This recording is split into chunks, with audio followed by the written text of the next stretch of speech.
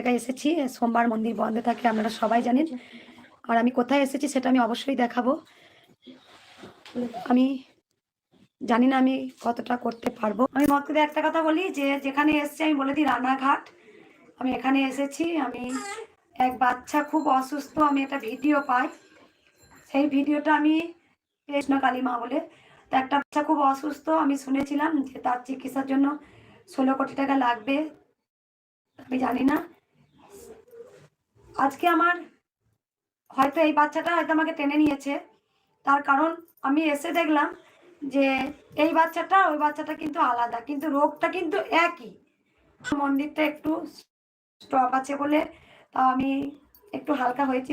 সোমবারও প্রচুর ভক্ত আসেন জানেন, আর সোমবার ভক্ত এখনো আসছেন, আমি ভিডিও করে ছাড়ছি না।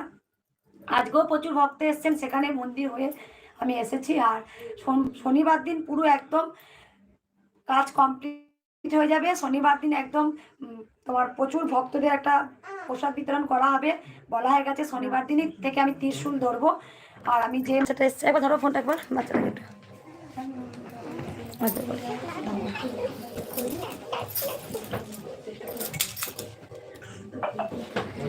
এই যে একটা ছোট্ট দেখো হাসছে, তুমি হাতটা তুলে দাও মা। দেখো বাচ্চাটা দেখা যাচ্ছে না, তুমি একটু সরে এসে দিকে। এই যে গোপালের পিছনে বসে আছে, আর ছোট্ট বাচ্চাটা দেখো খুব সুন্দর একদম ডল একদম। আমি বাচ্চা ভীষণ ভালোবাসি, তোমরা সবাই জানো, কারণ বাচ্চার কিছু হলে আমি থাকতে পারি না।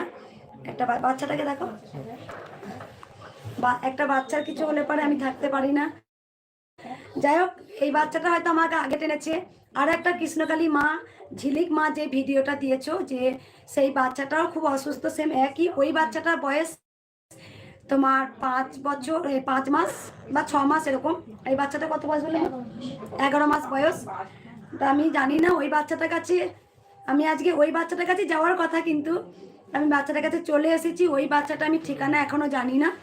যদি আমি ঠিকানাটা জানি, ঝিলিক মা ফোন নাম্বার দিয়েছে, আমি একটু ফোন করব। সবসময় তো আমার সবার বাড়ি যাওয়া সম্ভব হবে না।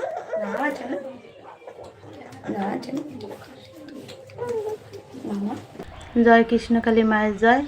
তো কালকে মঙ্গলা মা রানাঘাটে এসেছিল, নদিয়া জেলায়। তো আমাদের বাড়িও বগুলা। যদি আগের থেকে জানতাম মার দর্শন করতে যেতাম, তো জানি না। তো ওইখানে একটা ভিডিও ওই যে তোমাদেরকে দিলাম, দেখো বাচ্চাটা খুব অসুস্থ। তোমরা সবাই ওর জন্য প্রার্থনা করো, ওর জন্য ভালো হয়।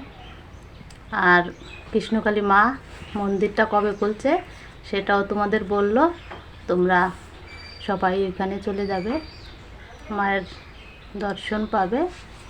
তো যার যা মনের আশা আকাঙ্ক্ষা সবাই বলবে, সবাই ঠিক হয়ে যাবে। তো এই ভিডিওটা আর বড় করছি না, এই পর্যন্তই।